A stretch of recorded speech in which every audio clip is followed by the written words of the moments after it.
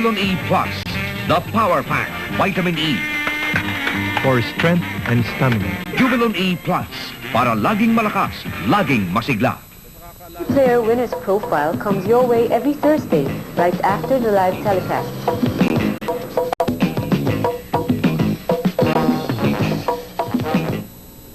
Well, Colonel Freddie Webb, you were a colonel with the Boy Scouts, weren't you?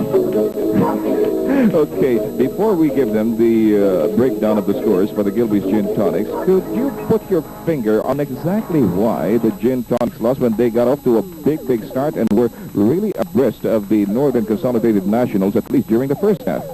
Well, for one thing, I figured that Ron Jacobs really went to his drawing board, got the right solution, which is a very simple solution, was to play a tenacious defense and at the same time go back on defense. They had to rotate fast enough. There was no way the Gilby's Gin Tonic could have gotten their game going. That was the very most important reason why I figure the Northern Consolidated won this game.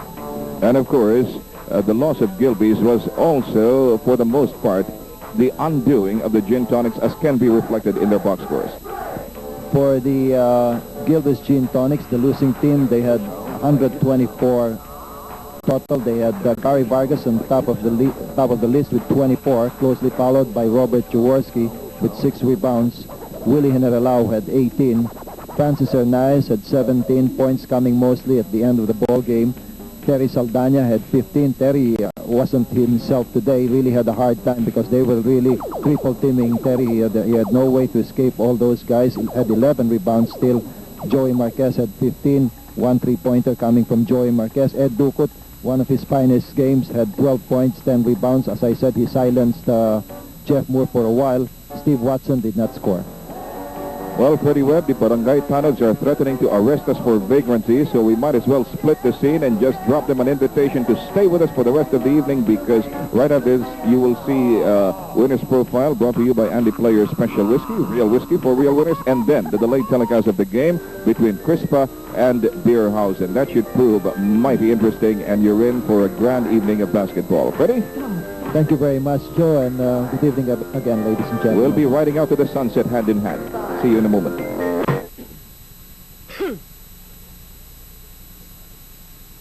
Player Special, the real whiskey for real winners, now brings you Winner's Profile. His professional career spans 10 PBA seasons, most of the time maintaining a low profile, nevertheless keeping intact his staying power. A very loyal Crispa forward, Freddie Hubalde. Nag-start ang PBA noong 1975. Nasa nga ako sa mga pioneer noon. After 2 years, sabi nga nila, 1977 was my year, no? Kasi naging MVP nga ako. Hindi ko naman naisip na maging MVP ako noon, o hindi ko man lang napanaginipan. Basta, ang ginawa ko lang noon, nag-practice ako ng gusto. I really work hard for that, no? Siguro, yun ang prize sa akin. In 1973, he was awarded the NCAA Most Valuable Player, proof that even during his amateur stint, he was among the best.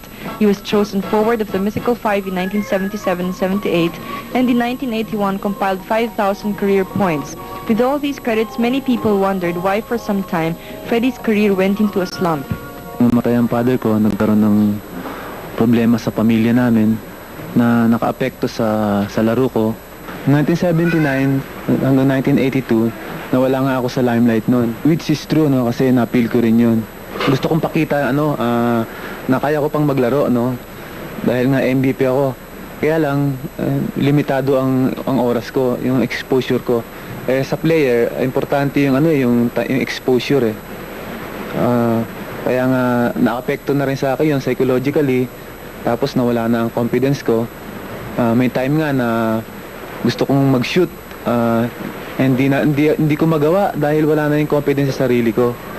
Medyo matagal na panahon bago ko na-overcome to, mga problema ko, hanggang sa maging born again Christian nga ako.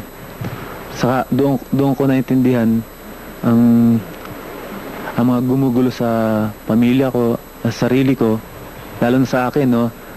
Siyempre, player ka, gusto mo lahat ng atensyon nasa iyo, sikat ka, player ka eh.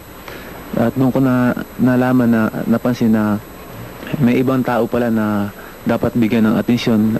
Andun nga ang asawa ko, anak ko. Kung naglalaro ako ngayon, naglalaro ako ng mabuti, hindi para sa sarili ko, kundi para sa Diyos. Kasi alam ko na kung hindi sa Kanya, wala ako ngayon sa kinalalagyan ko. More than his career, Freddie thanks God for his family, daughter Hazel aged 7 and Derek aged 3. And of course, the lady behind him, Cynthia, a dentist who holds a clinic at the Halili complex along Aurora Boulevard. Practical siyang tao, kagaya ibang lalaki ayaw pagtrabahuin niyang asawa.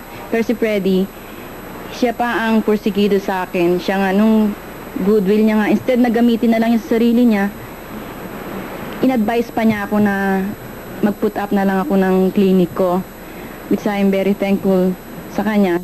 Si Freddie nga, introvert, kaya ako naman, extrovert. Marami nga nagtataka paano kami nagkakasundo.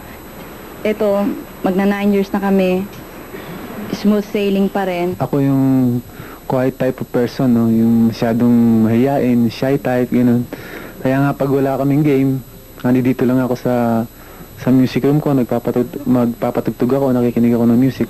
With music as his therapy and a strong faith that God is always on his side, Freddie is again ready for the hard-court battle, out to prove that he's indeed one of the PBA's most valuable players.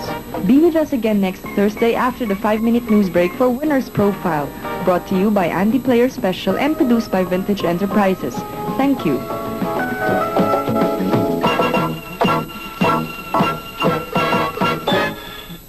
Hello once